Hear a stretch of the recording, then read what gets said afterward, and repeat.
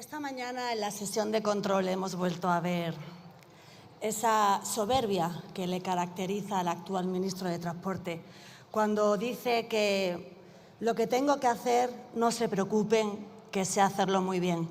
Qué pena que no estuviese la pasada semana al lado de las víctimas cuando pretendieron alzar la voz a las puertas del Congreso de los Diputados y los relegaron al final de la carrera de San Jerónimo como si fuesen delincuentes. Durante años España fue un referente en infraestructuras. Fuimos un referente en el transporte aéreo, marítimo y hasta en carreteras y ferrocarril. A comienzo de la década pasada, la alta velocidad española destacaba por situarse entre las más rápidas del mundo en términos de velocidad comercial media y en niveles de puntualidad que alcanzaban el 99%. Todo ello convirtió al modelo ferroviario en un referente internacional y en un servicio público que ofrecía garantías de fiabilidad, calidad, seguridad y competitividad. Lejos quedan hoy aquellos años y todo porque está deteriorado por las consecuencias de una deficiente política por parte del Gobierno. Hoy, ministro, en su intervención, que traerá preparada, obviamente, gracias a la ayuda de sus asistentes, nos hablará de grandes cifras millonarias. Y de entre esas grandes cifras, cerca del 84% se ha destinado a nuevas infraestructuras, pero apenas un 16% se ha destinado al mantenimiento. Y esto es un porcentaje muy por debajo de países europeos. Pese a que la inversión total ha aumentado en torno a un 102% en los últimos años, el gasto en conservación ha crecido poco. Incluso algunos hablan de retroceso. Hablará de cifras millonarias, de datos, pero la realidad es que usted sigue alejado de lo que los españoles padecen. Y esta mañana lo hemos vuelto a ver cuando centenares de personas se han quedado hacinadas en un vagón de cercanías a las 7 de la mañana cuando pretendían ir a su trabajo. Hacinadas con casos de ansiedad y, mientras tanto, claro, usted está alejado porque es muy cómodo venir al Congreso en coche oficial. No hay día que no tengamos en nuestra memoria ya no solo incidencias, retrasos y cancelaciones, sino a esas víctimas del accidente ferroviario y a sus familiares, que son las víctimas de su negligente gestión. Vendrá a decir ahora que hay que ver que cuánto ruina o miseria moral por hablar de las víctimas. La miseria moral la tiene usted porque no ha dimitido, siendo el responsable del accidente que le arrebató la vida a 46 personas y que ha destrozado la vida a sus familiares. Ellos piden verdad y justicia y hablaremos cuantas veces sea necesaria hasta que la verdad y la justicia se vea. Lo que ha sucedido con este trágico accidente, del que no le gusta hablar, es que ha puesto de manifiesto las graves incidencias, las graves carencias en el mantenimiento de la red ferroviaria. Vendrá a decir, ¿no?, esos 111 millones de euros de esos fondos que se supone que era para modernizar la línea de la alta velocidad Madrid-Sevilla, a la que pertenecía el tramo del accidente. Y poco o nada hizo. Le advirtieron los maquinistas, le advirtieron los sindicatos del sector, le advirtieron incluso los usuarios y nada o poco hizo por evitar el accidente. Sabía perfectamente, según informaciones que hemos conocido, desde el 2022 el Ministerio de Transportes sabía que no había un sistema seguro en la detección de la rotura de los raíles. ¿Y qué hizo usted, ministro? Nada. No hizo nada, como tampoco hizo nada cuando, llegado el momento, a la hora de ejecutar los presupuestos, miró hacia otro lado, conociendo esos fallos en los sistemas de detección de roturas de vía. Sabemos, gracias a la información de la UCO, a los que desde aquí queremos agradecer el extraordinario trabajo de nuestras fuerzas y cuerpos de seguridad del Estado, frente a un gobierno criminal que les abandona, frente a un gobierno criminal que con nocturnidad y alevosía va a retirar pruebas. Frente a ellos sabemos que la Guardia Civil en ese informe comunica que la rotura del carril ocurrió 22 horas antes del siniestro. ¿Cuántos trenes pasaron? ¿Cuántas personas viajaban en esos trenes? ¿Por qué no pararon la circulación hasta descartar la rotura? Algo pasaba, algo no estaba bien. No era normal la vibración en ese tramo durante meses, tanto que le gusta Twitter. ¿No veía las imágenes de los usuarios quejándose de esas vibraciones? ¿Tanto que le gusta Twitter? Algo pasaba y no hizo nada. Ministro, la negligencia mata. Y por muchas comparecencias que venga aquí a hacer, por muchas entrevistas que conceda, por muchos tuits que escriba, por muchos insultos que nos dedique, por muchas mentiras que invente, ministro del bulo, nada va a borrar su negligente gestión. Y confío en que pronto llegue el día en que tenga que dar las explicaciones necesarias en sede judicial. Por cierto, querella de Vox y tendrá que dar explicaciones. En su intervención, más allá de no reconocer su negligencia, no anunciar su dimisión y no pedir perdón, empezará a vomitar su odio a Vox y empezará a hablar de bulos. Y tirará del comodín del bulo, como hace su jefe. ¿Es un bulo la portada del 20 de abril en la que se ve de nuevo Adif informa de retrasos en la alta velocidad entre Madrid y Andalucía en vísperas de la Feria de Abril? ¿Es un bulo? El centro de control de Adif, que no detectó el Alvia de Adamuz, advirtió problemas de comunicación antes de la tragedia. ¿Es un bulo? La Guardia Civil confirma que la rotura del carril de Adamuz se produjo la noche anterior. ¿Es un bulo? La investigación acorrala a Adif 3 meses después de Adamuz. ¿Es un bulo? ¿Es un bulo esto? El control de la vía se cuestiona la información de Adif, la información que Adif aporta a la investigación de Adamuz. ¿De quién depende Adif? ¿De quién depende Adif? Del ministro de Transportes, el ministro de Transporte que es incapaz de levantar la cabeza. A lo mejor esta portada le gusta más, seguro que sí. Los dos purgados por Puente ante el Supremo para explicar el gran pelotazo de la trama de Ábalos. Eso es lo que hay en el Ministerio de Transportes.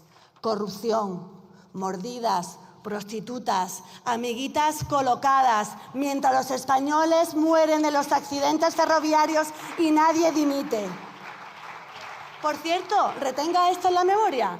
La jueza del accidente de Adamuz designa a los 3 peritos judiciales para la causa, porque habrá justicia. Y a pesar de que intentan manosearlo todo, a pesar de su reparto de jueces PP y PSOE, hay jueces honrados y honestos y le vamos a sentar en los tribunales y pagarán por ello. Esto obviamente no puede decir que es un bulo. Y esta es la portada que más me gusta. Mírenla bien, porque además se lo he impreso grande para que pueda verla. Vox presenta una denuncia por la presunta destrucción de pruebas del accidente de Adamuz. Le vamos a perseguir, ministro. Le vamos a perseguir hasta que no se sepa la verdad y hasta que no tengan justicia las víctimas. Actúan como una mafia porque son una mafia. Cuando suba, dígame si es un bulo también que llevamos los de Málaga 3 meses aislados. Dígame si para venir a Madrid no hay que hacer una gincana, porque resulta que tienes que coger un autobús en la estación María Zambrano que te lleva hasta Antequera, 1 hora de traslado, y si no hay retenciones tardas 5 horas en venir a Madrid. En sus comparecencias ha dicho que estaban haciendo todo lo posible, que trabajaban X personas. No ha hecho lo suficiente, ministro. ¿Hubiese tardado 3 meses si el accidente hubiese sido en Cataluña? Seguro que sus socios los separatistas no se lo hubiesen permitido. Esa es la manera de entender la política de este gobierno socialista, la de la corrupción y la de la dejación de funciones. Tampoco es un bulo que la estación de Benalmádena, y oiga bien, a ver si puede hacer algo, se esté incumpliendo con la normativa de movilidad, porque resulta que las personas con movilidad reducida no pueden acceder de una manera segura. Incumple la normativa, pero claro, eso ya lo sabe de sobra, porque por eso es del Partido Socialista. No puede negar también el deterioro continuo, ya no solo de las infraestructuras ferroviarias, sino de las carreteras. La Asociación Española advierte que el 52% de las vías presentan graves deterioros por la falta de inversión. ¿Es un bulo los baches? ¿Es un bulo que ni siquiera el transporte de mercancía ya pueda ejercer su trabajo? Mira, ministro, usted no debería ocupar ese escaño. Su amo Sánchez tampoco debería ocupar ese escaño, ni el Palacio de la Moncloa. Desde que Pedro Sánchez llegó a la Moncloa, con su colaboración ahora como ministro, los españoles estamos padeciendo la degradación de las infraestructuras, la degradación de los servicios públicos, la degradación de las instituciones. Los españoles sufren inseguridad en las calles, colas en la sanidad, que también son de su competencia, no vayan ahora a eludir responsabilidades, la falta de vivienda, por muchos planes ahora que digan que van a llevar a cabo cuando desde el 2018 no han hecho nada, la pérdida de poder adquisitivo, mueren en accidentes de tren, tienen miedo a cogerlo, mueren esperando tratamientos de cáncer que no llegan, crean españoles de primera y de segunda, según donde hayan nacido o incluso según el coche que tengas, porque ni siquiera se puede acceder a los centros de nuestras ciudades. Y con este socialismo, los españoles son cada día más pobres, mientras le ponen la alfombra roja a los que entran de manera ilegal. En su intervención podrá llamarnos fascistas, podrá llamarnos xenófobos. La realidad es lo que yo le he contado. Y aunque a este Partido Socialista se llena la boca hablando de subidas de impuestos para garantizar los servicios públicos, desde que Sánchez está en la Moncloa, desde que usted está llevando esta cartera del Ministerio de Transportes, cada día los españoles están más inseguros. Yo siento vergüenza porque nunca imaginé que en los dimes y diretes entre Partido Popular y Partido Socialista, en los que siempre estaba el y tú más en la corrupción, usted haya llegado al y tú más con los muertos en accidentes de tráfico. Eso es de tener muy poca dignidad y no tener corazón. Mire, usted ha hecho muchas declaraciones aquí. Finalice, por favor. Sí, finalizo, gracias. Ha hecho muchas declaraciones en esta sede parlamentaria. Ahora dirá que ha sido el que más comparecencias ha hecho.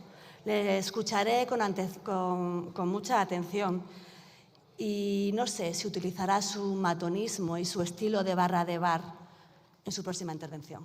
Gracias. Gracias.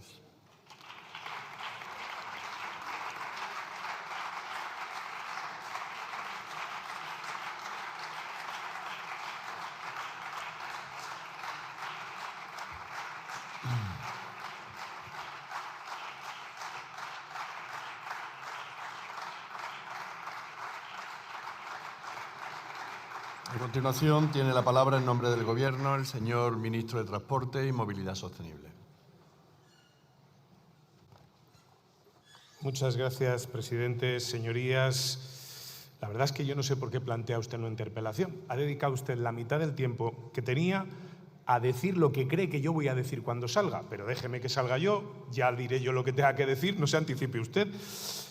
Pero claro, es que la verdad es que han hecho ustedes ese discurso que es el único que saben hacer, en el que todo se mezcla, al que ya nos tienen tan acostumbrados. La verdad es que la colección de cuñadeces que le he escuchado a usted es verdaderamente, yo creo que de récord.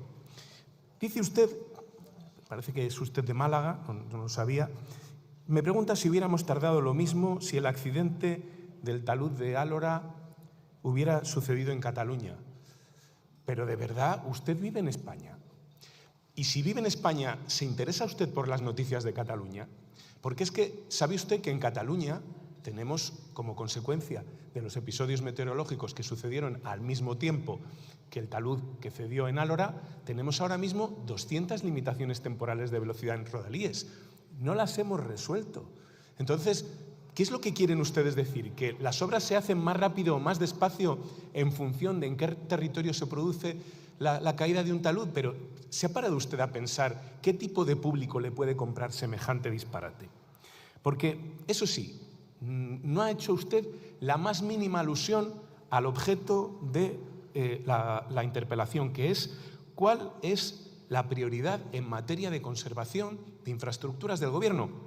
Y desde luego no está claro, porque usted no ha dicho ni palabra de ello, cuál sería la prioridad que tendría el Grupo Vox para conservar infraestructuras en nuestro país.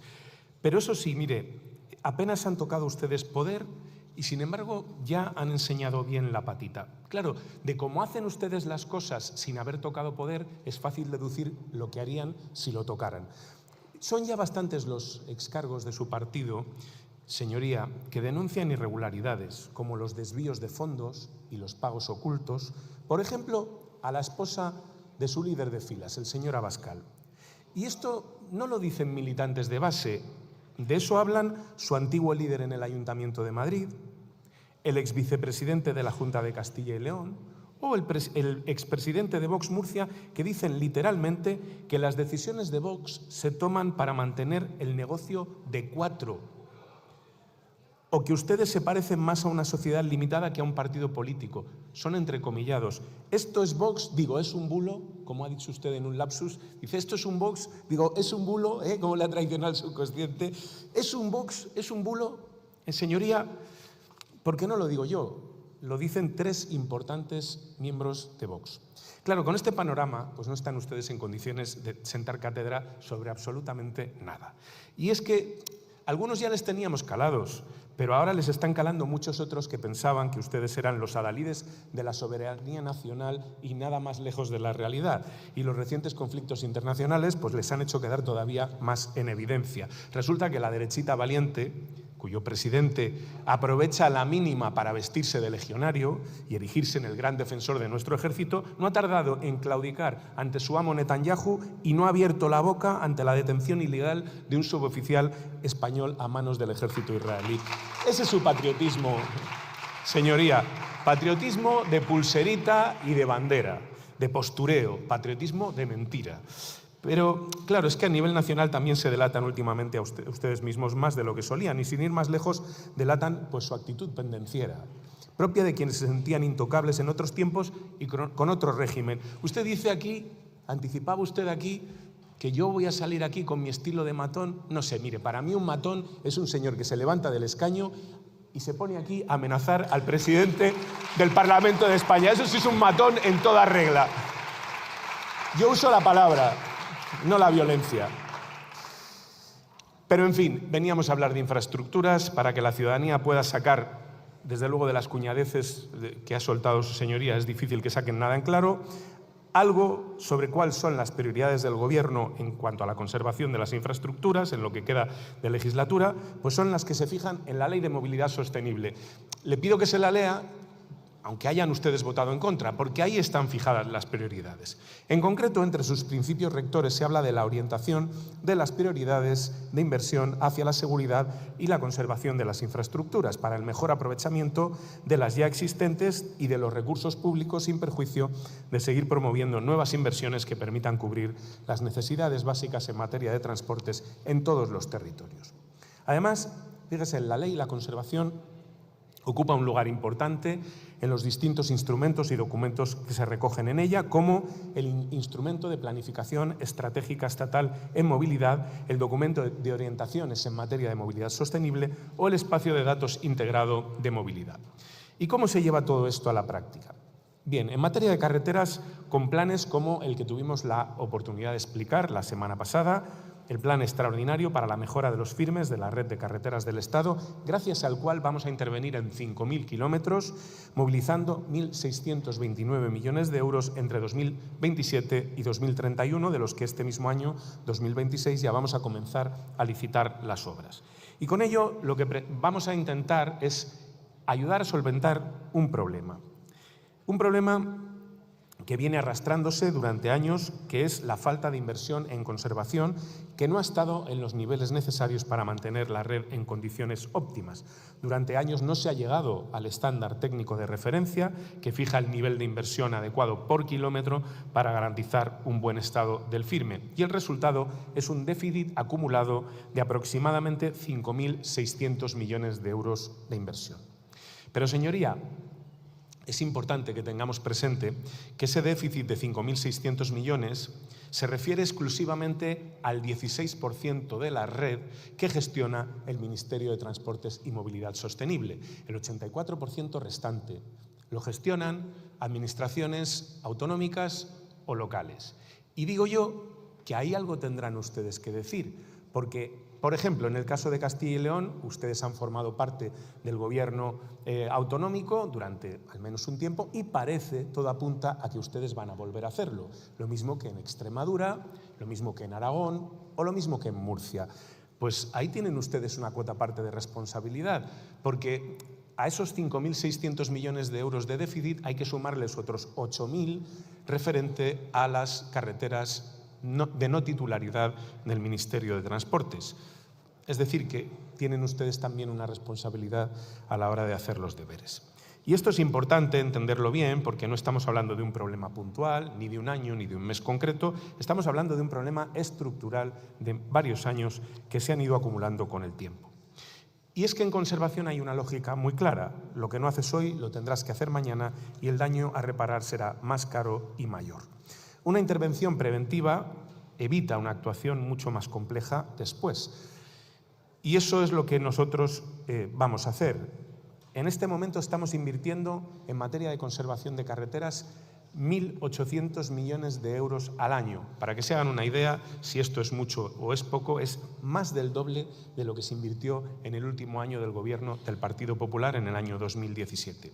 Y aunque en los últimos años se ha ido recuperando la inversión, lo cierto es que parte del déficit acumulado sigue estando ahí. Por eso es necesario implementar ese plan, un plan que no hace posible actuar en toda la red al mismo tiempo, porque primero no sería posible, segundo no sería eficiente y por tanto exige una metodología de priorización basada en criterios técnicos objetivos. La red se analiza tramo a tramo en unidades homogéneas, se evalúa a partir de dos indicadores fundamentales que son el estado estructural del firme y la calidad de la rodadura. Y eso nos permite identificar con precisión dónde es más necesario intervenir. Y aquí hay un mensaje importante. No se trata de repartir actuaciones de forma uniforme, se trata de priorizar. De actuar primero donde el deterioro es mayor, donde el impacto es más relevante y donde la intervención es más urgente. Cada euro se dirige donde más se necesita y eso no es solo una decisión técnica, sino una forma responsable de gestionar los recursos humanos. Y un plan como este se sostiene solo con inversión y también requiere capacidad y por eso reforzaremos los medios técnicos de la Dirección General de Carreteras, tanto en servicios centrales como en el territorio. En el caso de los ferrocarriles, he comentado en muchas ocasiones que estamos ante la mayor inversión en la historia del ferrocarril, donde esta se ha multiplicado por 3 desde el año 2017. Se ha duplicado en la red de alta velocidad y se ha sextuplicado en la red convencional, alcanzando su máximo histórico. Esta es la muestra más clara del impulso a la priorización, por ejemplo, de la red convencional, de cercanías y de mercancías que estamos dando desde el Gobierno, con el objetivo de mejorar la movilidad cotidiana de los ciudadanos y fomentar el transporte sostenible de mercancías. En este contexto, en paralelo, estamos realizando un incremento sostenido de los recursos dedicados al mantenimiento, pasando de unos 700 millones de euros en 2011 a 1.370 millones en 2026. Y con ello se han duplicado los importes en una década. Por tanto, hay una apuesta sólida por la conservación y la fiabilidad ferroviaria. Además, los datos muestran una aceleración clara desde el año 2021, tanto en red convencional como en alta velocidad, lo que constata que el mantenimiento es una prioridad estratégica y no coyuntural. No olvidemos, además, que gracias al acuerdo que hemos alcanzado el pasado mes de febrero, nos hemos comprometido a que el gasto en mantenimiento se incrementará hasta los 1.800 millones de euros en el año 2030. Y además, debo decir que frente a lo que muchos afirman, el incremento de gasto en mantenimiento por kilómetro supera al crecimiento de la red, de manera que se ha incrementado un 42% en red convencional y un 25% en alta velocidad. Por otro lado, una parte importante en materia ferroviaria es el material rodante.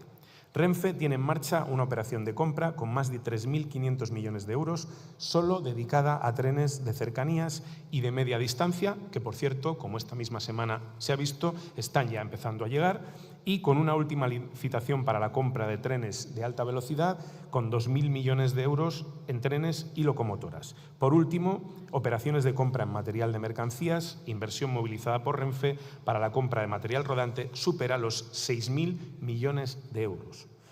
Claro, es importante que se tenga en cuenta que desde el año 2008 no entra un solo tren nuevo de cercanías en nuestro país, tampoco de media distancia, y desde el año 2010 hasta la llegada del modelo 106 no entraba ningún tren de alta velocidad. Por tanto, hablamos de más de 15 años sin incorporar un solo tren a nuestra flota, lo cual incide evidentemente en la existencia de incidencias.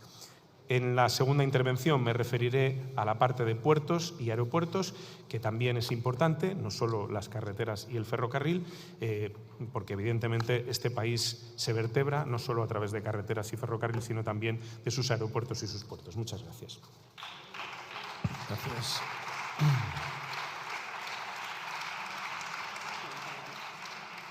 Tiene la palabra la señora Rueda Perelló.